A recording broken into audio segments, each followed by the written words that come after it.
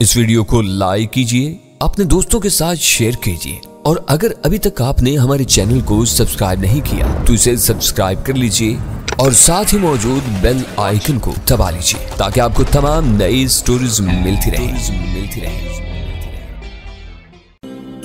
Passenger seat पर जलाल विराजमान था। सख्त और खुरदरे चेहरे वाला एक सादा पोश शख्स पजीरों के स्टीयरिंग व्हील पर नजर आ रहा था। जलाल ने हाथ का इशारा किया और हम तीनों पिछला दरवाजा खोलकर तेजी से पजीरों की अकबी नशिस्त पर सवार हो गए। चलो। जलाल की आवाज के साथ ही गाड़ी तेजी से हरकत में आ गई। अकबी दरवाजा बंद होने के बाद वो गाड़ी एक लम्हे के लिए भी नहीं रुकी थी। मेरी समझ में नहीं आ रहा था कि ड्राइवर की मौजूदगी में जलाल से किस तरह खुलकर बात हो सकेगी। जलाल को शायद हमारी सुलझन का एहसास था। उसने खुद ही सकूत तोड़ दिया। मैं बहुत मुश्किल से लाहौर पहुंचा हूं। चौधरी अजमत वाली प्रेस कॉन्फ्रेंस जरूरत से ज्यादा तूल पकड़ गई थी। अभी हम कुछ देर इंतजार करेंगे। दूसरी तरफ से पैगाम मिलते ही सफर शुरू हो जाएगा। इस दौरान में आपस में ब्रीफिंग कर लेंगे। हम तीनों निहत्ते हैं। वीरा ने मौका मिलते ही अपनी बात छेड़ दी। किसी के पास चाकू तक नहीं है। यह बहुत अच्छा है। हथियारों के साथ सरहद पार करने की कोशिश जानलेवा साबित हो सकती है। जलाल ने वीरा के गुब्बारे से फौरन हवा निकाल दी। डॉलर और दूसरी करेंसी भी जिस्म के साथ बांधकर इस तरह छुपा लेना कि तलाशी की सूरत में आसानी से इसका पता न चल सके। तो क्या हमें चोरों की तरह सरहद पार जाना होगा? तुम्हारा कोई आदमी हमारे साथ नहीं होगा? गजाला ने सवाल किया। आदमी भी होगा, बंदोबस्त भी होगा, मगर एहतियात जरूरी है।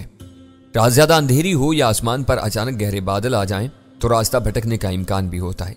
ऐसी इंसानी गलतियों के बारे में पहले से सोच लेना या समझ लेना ज्यादा सूदमंद साबित होता है। जलाल ने हमारी तरफ गर्दन घुमाकर अपने ड्राइवर के पुश पर हाथ रखते हुए अपनी बात जारी रखी। लांस नाइक फजलदाद इन रास्तों का कीड़ा है।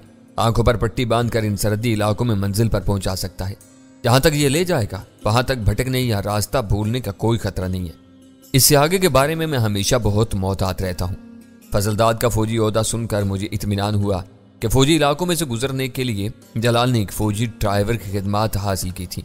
इसकी मौजूदगी में यह खतरा नहीं था कि हम अपनी सरजमीन पर अपने फौजियों की किसी गोली का शिकार हो जाएं। पजीरो तेज रफ्तारी से माल रोड पर दौड़ती रही। आखिरकार शहर की वो खूबसूरत सड़क लॉयर माल के सराहे से मिली तो गाड़ी बाएं तरफ घूमी और थोड़ा सा फासला तय करने के बाद एक बंगले नुमा इमारत के खुले हुए फाटक में घूम गई।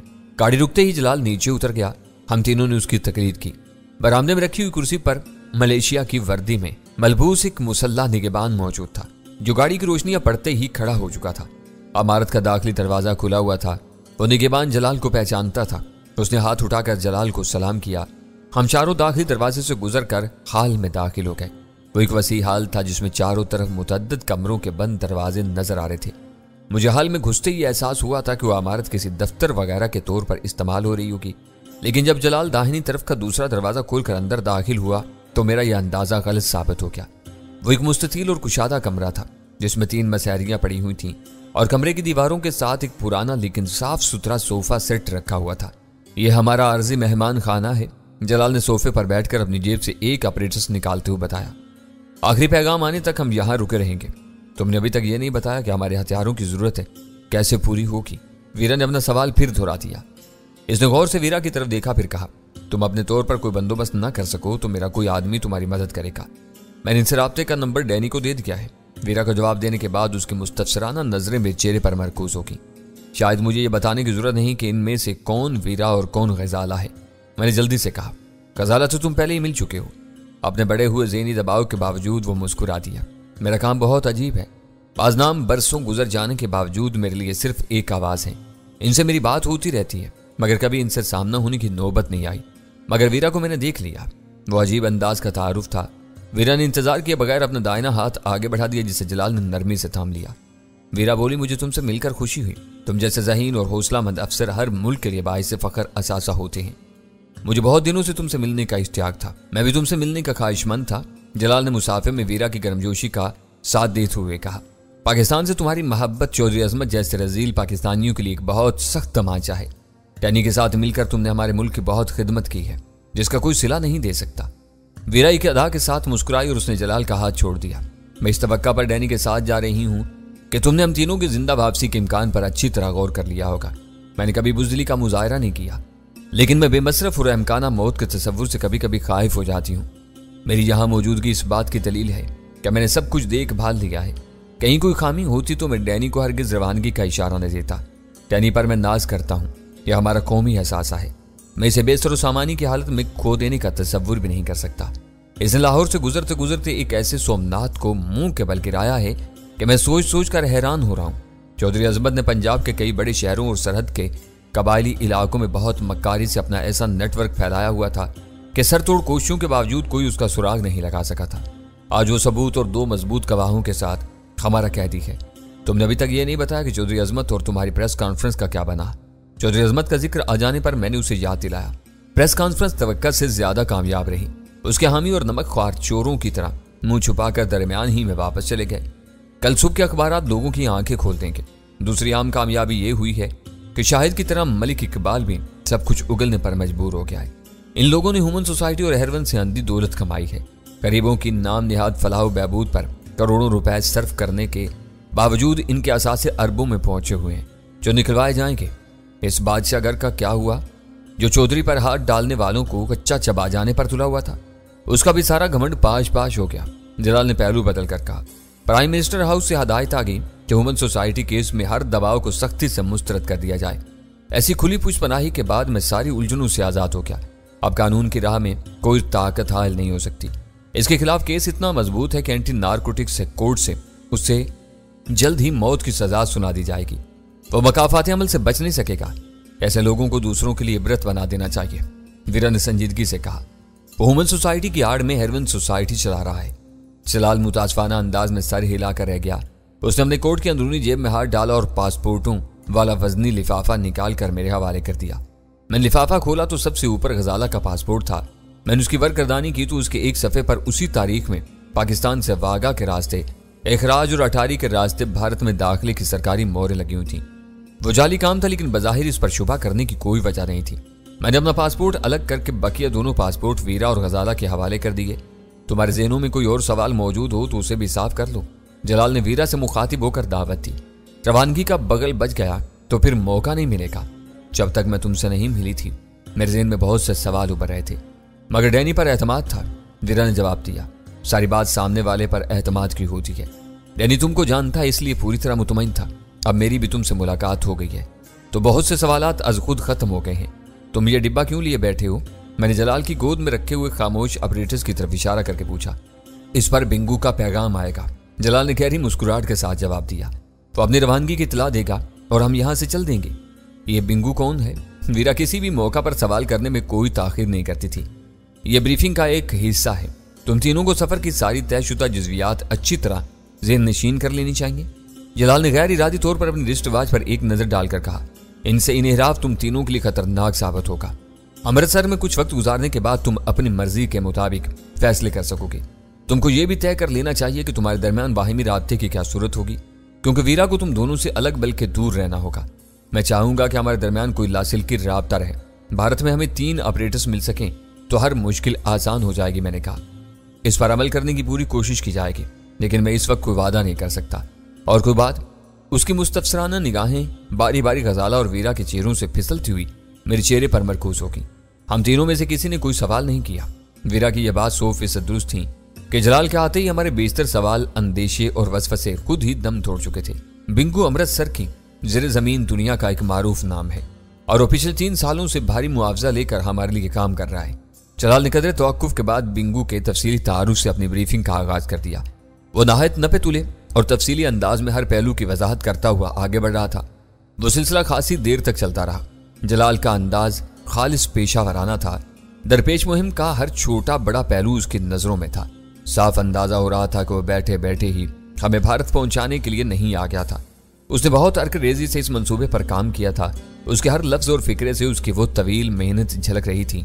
दरमियान में कहीं कहीं हम सवालात भी करते रहे। ब्रीफिंग की तकमील पर हम तीनों एक नया हौसला पा चुके थे। इस दौरान में वीरा और गजाला ने बाथरूम में जाकर बारी बारी करेंसी को जिस्म के साथ छुपा लिया था। यह महदूद रेंज में ताकतवर फ्रिक्वेंसी पर काम करने वाला ट्रांसमीटर है। अपने मौजू से निमट कर उसने अपने ऑपरेटर्स के बारे में बताया। इसका दायरा कार सिर्फ 100 किलोमीटर है। इसी किस्म का दूसरा ऑपरेटर्स बिंगू के पास है। इससे मेरी बात हो चुकी है। जो ही उसके मोहरे अपनी जगह संभालेंगे वो मुझे इतला देगा और अमृतसर से चल पड़ेगा। पाकिस्तानी सरहद पर गश्त करने वालों को इसके बारे में मालूम है। कोई पाकिस्तानी फौजी उसकी राह में मुज़ाहम नहीं होगा। एक मखसूस इलाके में गश्त रोक दिया जाएगा और वो पाकिस्तान की सरजमीन पर हमसे आ मिलेगा और अपनी गाड़ी में तुम्हें भारत ले जाएगा। ادھر ہمارا بندوبست ہے، سرحد پار اس کا بندوبست ہوگا۔ 10 بجے کے قریب بے جان آپریٹرز پر اچانک سگنل موصول ہونے لگا، Bingo calling young daddy, over. وہ آواز سنتے ہی سب سنبھل کر بیٹھ گئے۔ بنگو کی آواز پختہ اور خاصی بھاری تھی۔ میرے ذہن میں اس کا ایک خاکہ ترتیب پانے لگا۔ ینگ ڈیڈی بول رہا ہوں، کیا خبریں ہیں؟ ہم بالکل تیار ہیں، اوور۔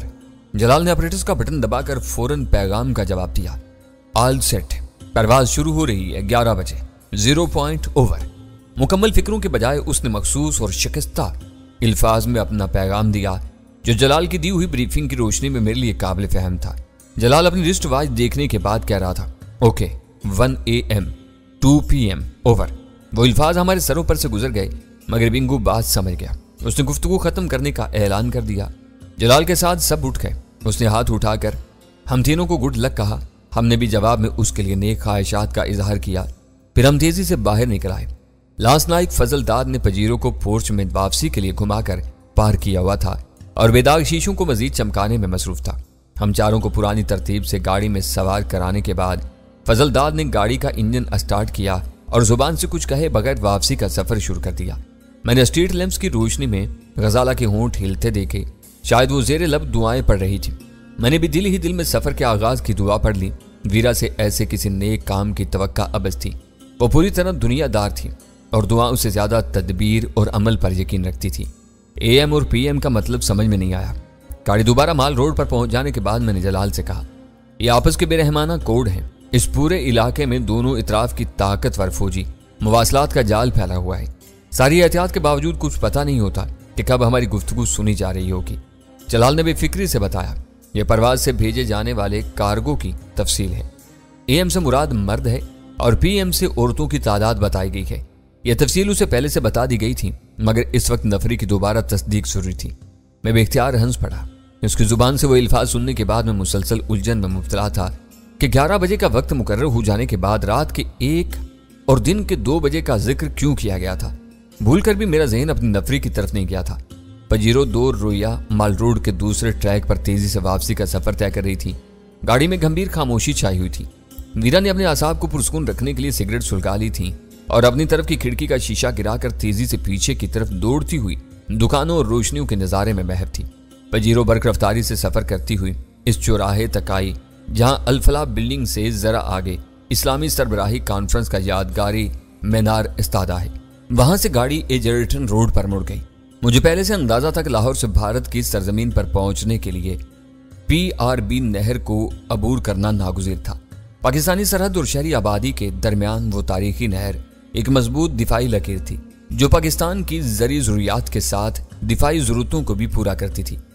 BRB نہر پنجاب اور خاص طور پر لاہور کے لیے ایک انعام ہے۔ جس سے ملنے والی ایک چھوٹی نہر لاہور شہر کے وسط سے گزرتی ہوئی دور تک چلی جاتی ہے، جس کے طفیل پورے شہر میں سبزہ ہی سبزہ پھیلا ہوا نظر آتا ہے۔ لاہور میں زندگی اپنے شباب پر تھی اور ہم ان رعنائیوں کو تیزی سے پیچھے چھوڑتے جا رہے تھے۔ ریلوے کالونی سے گزرتے ہوئے ہم GT روڈ کے اس حصے پر آ گئے جو شہری آبادی کے درمیان سے ہوتا ہوا شالیمار باغ کے قریب سے سرحد تک چلا جاتا ہے۔ روشنیاں کم ہوتی چلی گئیں۔ اگلی سڑک کے بعض حصوں پر روشنی ناکافی تھی لیکن گاڑی کی رفتار بتا رہی تھی کہ وہ راستے لانس نائک فضلداد کے لیے اجنبی نہیں تھے۔ یہ وہی راستہ تھا جس پر سفر کر کے لاہور جم خانہ میں اپنی کامیابی کا جشن منانے کی آرزو میں بھارت کے لاتعداد فوجی BRB نہر پار کرنے سے پہلے موت کی بھیانک وادیوں میں جا سوئے تھے۔ وہ قصہ پرانا ہو کر تاریخ کا ایک حصہ بن چکا تھا لیکن گاہے گاہے دہرائی جانے والی عزم و حوصلے کی یادگار کہانیوں سے تازہ ہوتا رہتا تھا۔ کچھ دیر کے سفر کے بعد ہمیں باٹا پور کی روشنیاں نظر آنے لگی۔ ہم نے نہر کے رواں پانی میں ان روشنیوں کے بنتے اور بگڑتے ہوئے عکس دیکھے اور پل عبور کر کے اس سرحدی قصبے میں داخل ہو گئے جو واگا کی سرحد سے تقریباً ملا ہوا ہے۔ باٹا پور سے فضل داد نے راستہ اچانک تبدیل کر لیا۔ وہ آگے جانے والی سڑک کو چھوڑ کر قصبے کی گلیوں میں گھس گیا تھا۔ تو آبادی زیادہ وسیع نہیں تھی۔ ذرا سی دیر میں ہم آبادی کے حق میں پھیلے ہوئے ویرانے میں نکل آئے جہاں کھلی فضا میں سبزے اور کھیتوں کی مہکار رچی ہوئی تھی۔ ہمارے آگے دور تک روشنی کے کوئی آثار نہیں تھے۔ کچے اور ناہموار راستے پر خاصی دیر تک سفر کرنے کے بعد ہمیں کچھ فاصلے پر ٹمٹپاتی ہوئی کچھ روشنیاں نظر آئیں اور گاڑی کی رفتار کم ہونے لگی۔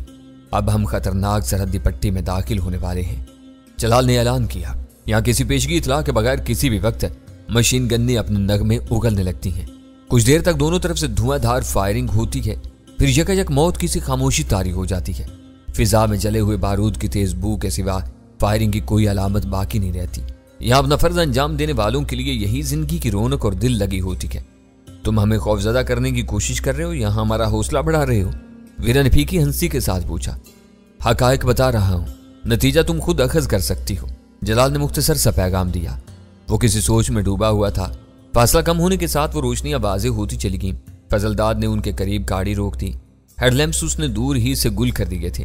3 مسلح اور باوردی فوجیوں کی رائفلیں گاڑی کی طرف اٹھی ہوئی تھیں۔ گاڑی ان کی اپنی سرزمین سے آئی تھی، اس لیے وہ بے خوف و خطر کھڑے ہوئے تھے۔ انہوں نے کوئی آڑ لینے یا دفاعی پوزیشن اختیار کرنے کی ضرورت نہیں سمجھی تھی۔ اس ناکافی روشنی سے نگاہوں کے مانوس ہونے پر میں نے دیکھا کہ وہ ایک باقاعدہ مورچہ تھا، جہاں 2 زیر زمین بنکر کی چھتوں میں سے توپوں کی نالیں جھانکتی ہوئی نظر آ رہی تھی۔ مورچے کے ساتھ ہی وہ شاید ملٹری چیک پوسٹ بھی تھی۔ بنکر کے ساتھ بنے ہوئے اکلوتے کمرے کی چھت وغیرہ پر کیموفلاج کے لیے خشک شاخیں اور پتے پھیلے ہوئے تھے۔ اس دوران میں جلال گاڑی سے اتر چکا تھا۔ فضل داد نے بھی اپنی جگہ چھوڑ دی تھی۔ ہمیں کوئی ہدایت نہیں دی گئی تھی۔ ہم تینوں اپنی جگہوں پر بیٹھے رہے۔ اسی وقت تینوں فوجیوں کے عقب سے کپتان کے عہدے کا ایک نوجوان افسر خالی ہاتھ نمودار ہوا اور جلال کی طرف بڑھتا چلا آیا۔ کپتان کے قریب پہنچنے پر لانس نائک فضل داد نے زمین پر زور سے پیر مار کر دھول اڑائی اور سلیوٹ پیش کر دیا۔ کپتان سر کی خفیف سی جنبش سے اس فوجی سلام کا جواب دے کر جلال کی طرف متوجہ ہو گیا۔ کچھ دیر پہلے ہم مال روڈ کی جگمگاتی ہوئی روشنیوں میں ڈوبے ہوئے تھے، جہاں ہر شے سے زندگی چلک رہی تھی۔ لوگ اپنی معمول کی تفریحات اور سرگرمیوں میں مصروف تھے، اور ان سے کچھ دیر کی مسافت پر ان جیسے بہت سے انسان گھر بار، دوستوں، رشتہ داروں، حد یہ کہ جدید زندگی کے ساری آسائشوں کو بھول کر بھیانک جنگی ماحول اور ویرانے میں پوری طرح چوکس اور ہوشیار بیٹھے ہوئے تھے، تاکہ ان کے شہر سدا یوں ہی جگمگاتے رہیں، ان کی رونقوں کو دشمن کی نظر نہ لگے اور روزگار حیات روانی سے چلتا رہے۔ جلال نے شاید پہلے سے سب کچھ طے کیا ہوا تھا۔ اسے کپتان کے پاس زیادہ دیر نہیں لگی۔ اسے گفتگو کر کے وہ گاڑی کی طرف لوٹ آیا۔ کپتان نے پلٹ کر اپنے سپاہیوں سے کچھ کہا اور وہ دوبارہ اپنے عارضی کمرے میں غائب ہو گیا۔ جلال اور فضل داد کے سوار ہونے کے بعد گاڑی دوبارہ حرکت میں آ گئی۔ اس ویرانے کے بہت محدود حصے میں صرف دمدموں کے آس پاس نقل و حرکت یا زندگی کے آثار نظر آ رہے تھے، ورنہ ہر سو یکساں تاریکی اور ویرانی کا راج تھا۔ گاڑی زیر زمین دمدموں کے پاس سے آہستگی سے گزری۔ لانس نائک فضل داد کی کوشش تھی کہ غبار کا طوفان اس کے ہم پیشہ سپاہیوں کو پریشان نہ کرے۔ کچھ آگے نکلنے کے بعد اس نے رفتار بڑھا دی۔ اس مکمل تاریکی میں گاڑی کی پارکنگ لائٹس بھی دور تک اپنا انعکاس پھیلا رہی تھیں۔ سب کچھ طے ہو چکا تھا، تو ہمیں اس مورچے پر رکنے کی ضرورت کیوں پیش آئی؟ ویرا نے سکوت توڑنے کے لیے سوال برائے سوال کر دیا۔ فوجیوں کو اچھی طرح معلوم ہے کہ پیچھے سے آنے والے مسافر دوست ہوں گے۔ بندوبست ہو چکا تھا، وہ ہمارے گزرنے کے منتظر تھے، مگر پھر بھی شناخت ضروری تھی۔ سرحدی لکیریں اسمگلروں اور چوروں کی آماجگاہ ہوتی ہیں۔ جلال نے برا منائے بغیر جواب دیا۔ چودھری عظمت بھی فوجیوں کی اپنی سرزمین کا باسق ہے۔ اس کے لیے یقین کرنا ضروری ہے کہ متوقع دوست کی آڑ میں کچھ چھپا ہوا دشمن آگے نہ نکل جائے۔ کڑی اور سنگ دلانا جانچ پڑتال فوجی ڈسپلن کا ایک حصہ ہوتی ہے۔ گاڑی اچھلتی اور دھچکے کھاتی ہوئی رواں رہی۔ ذرا سی دیر میں پھر ایک مورچے کے آثار نظر آئے جو ایک بلند ٹیلے پر واقع تھا۔ فضل داد نے گاڑی کا رخ قدرے موڑ دیا۔ وہ مورچے کی طرف جانے والی چڑھائی عبور کرنے کے بجائے نشیب سے گزرنے کا ارادہ رکھتا تھا۔